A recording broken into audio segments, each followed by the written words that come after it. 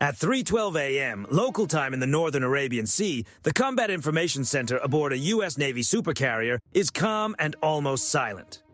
Green radar screens glow in the low light as operators monitor merchant ships, escort vessels, and distant contacts across a vast, quiet stretch of ocean.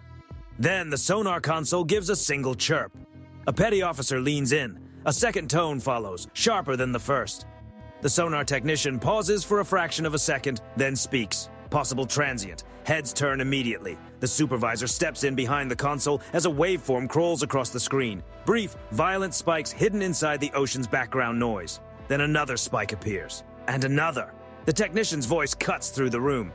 2 transient signatures. For one long moment, nobody says a word, because everyone in CIC knows exactly what that means. Something has just entered the water at speed. A second later, the computer starts calculating speed and bearing. The numbers flash onto the tactical display. More than 50 knots. Converging course. One of the officers says it under his breath.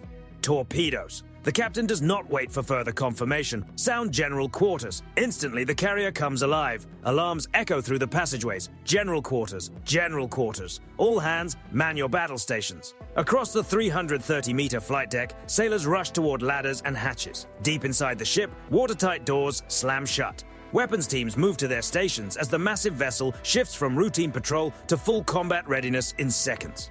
Back in CIC, the tactical picture sharpens. 2 torpedo tracks race across the display. Distance, 6 nautical miles. Closing quickly. Time to intercept, less than 7 minutes. One officer leans toward the captain. Bearing 093. Another voice cuts in. Second track bearing 147. The room falls quiet again. Different bearings, different launch points. That can only mean one thing. 2 submarines. Someone has set a crossfire trap for the most valuable ship in the strike group. The escort destroyers begin to move. On the tactical screen, 2 Arleigh Burke-class destroyers break away from formation. Their engines drive them to flank speed as they carve wide arcs around the carrier. Sonar systems switch to active mode. Seconds later, the sea is filled with the deep metallic pulse of sonar pings rolling through the water. Above the carrier, a Seahawk helicopter crew, already strapped in and waiting, gets the launch order. Rotors spin up. In less than a minute, the MH-60R lifts off the deck and disappears into the darkness, heading straight for the suspected submarine positions. Inside CIC, the torpedo tracks keep updating. 5 miles, 4.2. The carrier itself begins a slow turn, its huge rudders biting into the sea as the helm tries to angle the ship away from the incoming weapons. But a nuclear supercarrier displacing more than 100,000 tons cannot react quickly. Not against a torpedo tearing through the water at highway speed. Deploy Nixie decoys, the captain orders. Far behind the carrier, cables spool into the sea. The A/SLQ-25 Nixie countermeasure system drops into the water, sending out powerful acoustic signals designed to pull the torpedoes away from the ship. A moment later, the first torpedo track wavers. Its guidance system is searching, but the second torpedo stays steady. Locked on, 3 nautical miles. One officer watches the sonar display and speaks quickly. Recommend evasive maneuver. The captain studies the screen for half a second. Maintain the turn. Keep the decoys active. No panic, no raised voices, just disciplined movement. This is exactly what the crew has trained for. Even so, the numbers continue to fall. 2.5 nautical miles. 2. Above them, the Seahawk's dipping sonar finally gets a return. A sharp metallic echo. Then the unmistakable rhythm of diesel-electric propellers. The sensor operator calls it out. Subsurface contact confirmed. The information streams back to the carrier instantly. Acoustic signature comparison begins. Within seconds, a classification appears on the main display. Kilo-class submarine, Iranian Navy, and there is not just one. 20 miles away, a second sonar buoy lights up, another submarine. Now the entire picture becomes clear. 2 Iranian attack submarines positioned on opposite sides of the strike group had waited in silence beneath the thermocline. And now their torpedoes are already cutting through the water. Inside CIC, the countdown keeps shrinking. 2 nautical miles, 1.8. The sonar technician stares at the screen, then says the words that make every officer in the room look up. They're switching to terminal guidance. That means the torpedoes are no longer searching. They have chosen their target. Now they are running straight for the carrier. 15 minutes earlier, 400 feet below the surface of the Arabian Sea, the ocean is completely black. Inside an Iranian Kilo-class attack submarine, the air carries the faint smell of diesel fuel and machine oil. Red lights wash over the narrow control room, where a dozen sailors sit motionless at their stations. The submarine is running on battery power. No engine noise, no unnecessary movement. Only the slow rotation of the propeller pushing thousands of tons of steel through dark water at 3 knots. The sonar operator raises his hand. Surface contacts detected. On the display, several acoustic signatures appear, large, heavy, layered. Exactly what the crew has been waiting for. The officer of the watch leans closer. Carrier group. Even through the shifting noise of the sea, the signature is unmistakable. A nuclear supercarrier produces an acoustic profile unlike anything else in the ocean. Cooling pumps, turbines, auxiliary systems, hundreds of mechanical rhythms blending into a deep industrial heartbeat. Around it move the escorts, destroyers, and cruisers, forming a protective ring. The Iranian submarine commander studies the sonar display. Distance, 18 nautical miles. Perfect. He glances at the navigation plot. His boat is positioned directly ahead of the carrier's projected track, hidden beneath the temperature layer that bends sonar waves and helps conceal his location. But the real strength of the ambush lies elsewhere. 20 miles to the west, a second Iranian submarine waits in silence. Another Kilo-class boat. Another crew barely breathing beneath the sea. The two submarines have spent nearly 6 hours drifting into position. No transmissions, no radar, no periscope exposure, only passive sonar and patience, because their entire plan depends on one thing above all else: timing. The commander slowly raises a finger. Confirm target classification. The sonar operator gives a short nod. Multiple escorts. One massive acoustic profile consistent with a U.S. supercarrier. For several seconds, the commander says nothing. Then, in a calm voice, he gives the order. Prepare tube 1. In the torpedo compartment, the crew moves with practiced speed. Hydraulic clamps release and a 533mm heavyweight torpedo slides into place inside the launch tube. The weapon weighs nearly 2 tons, built to follow sonar and lock onto the loudest vessel in the water. The torpedo technician seals the tube door. Tube 1 ready. Back in the control room, the submarine makes a slight course adjustment, fine-tuning the launch angle. The carrier group keeps closing the distance. 14 nautical miles. 13. Inside the boat, the only sounds are the soft whisper of electronics and the faint groan of pressure against the hull. The commander raises the periscope for a brief check, just a quick look. Above, the surface is nothing but darkness, with pale moonlight scattered across long, rolling waves. The radar warning receiver remains silent. The American ships still have no sign of him. The periscope drops. The commander turns to the fire control officer. Target solution. The computer finishes its calculations. Speed, bearing, lead angle. Everything aligns. The officer delivers the result. Solution stable. At nearly the same moment, far to the west, the second submarine is running the same numbers. 2 crews, 2 torpedoes, 2 directions of attack. If both weapons arrive at nearly the same time, the carrier's defenses will be forced to split their response. That is the plan from the start. Overload the reaction window. The Iranian commander places his hand on the launch console. Fire 1. Compressed air slams through the launch tube.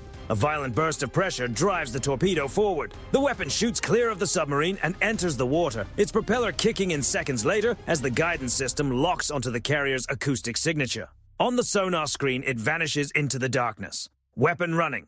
30 seconds later, several hundred meters away, the second submarine fires. Another torpedo slips into the sea. Now 2 weapons are racing beneath the surface, accelerating hard toward full speed. Inside both submarines, the crews listen as the distant hum of the torpedoes fades into the ocean. The commander allows himself the smallest nod. If everything unfolds exactly as planned, the weapons will reach the carrier within minutes. And by the time the Americans fully grasp the danger, the window to react may already be closing.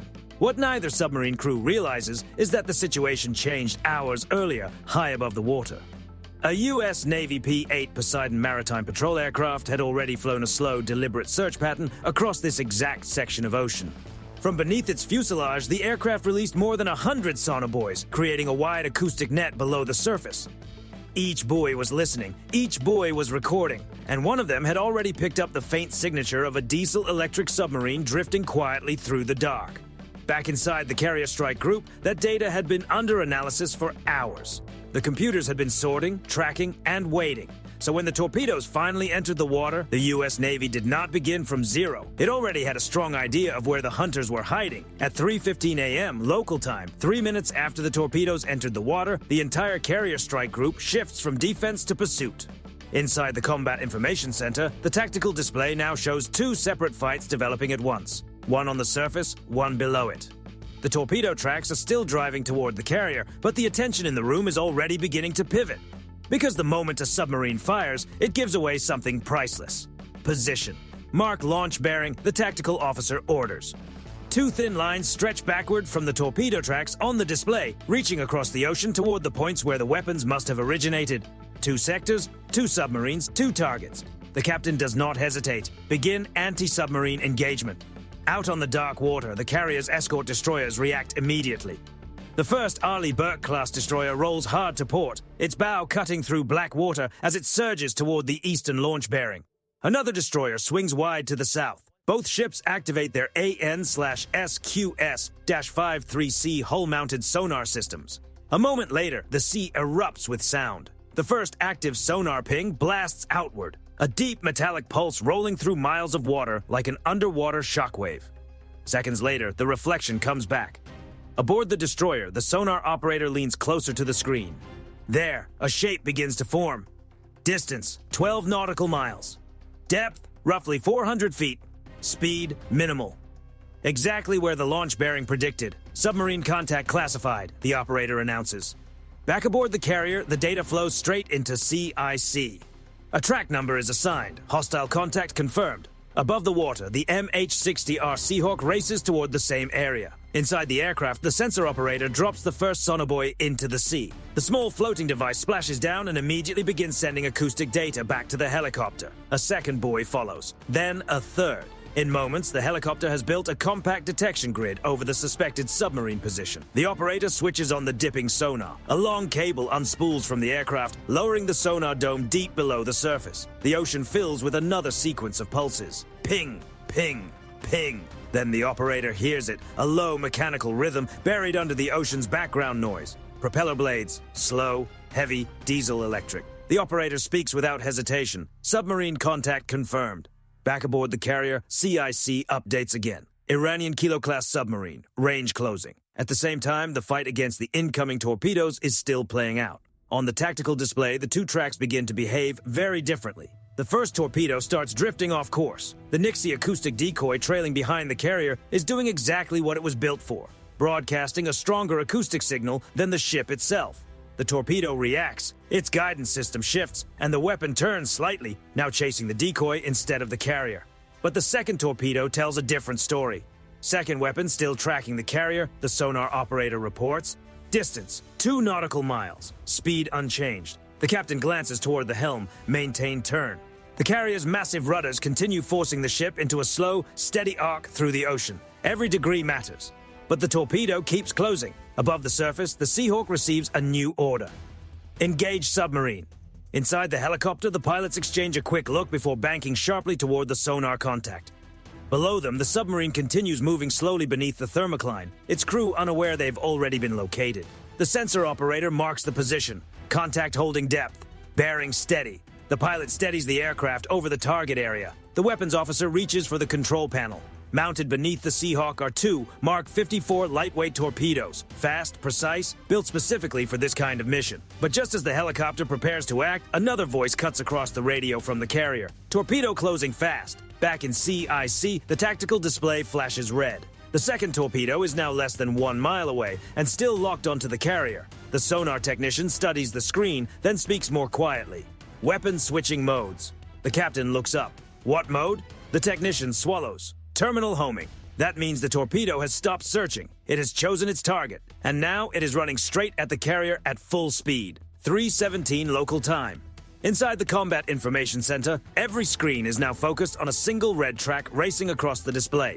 Second torpedo, distance 1,000 yards. Closing, the numbers update rapidly, 800 yards. No one speaks. The carrier is already turning, but a ship of this size, over 100,000 tons, cannot maneuver like a destroyer. Every second matters. On the bridge, the officer of the deck braces himself as the helmsman holds the turn.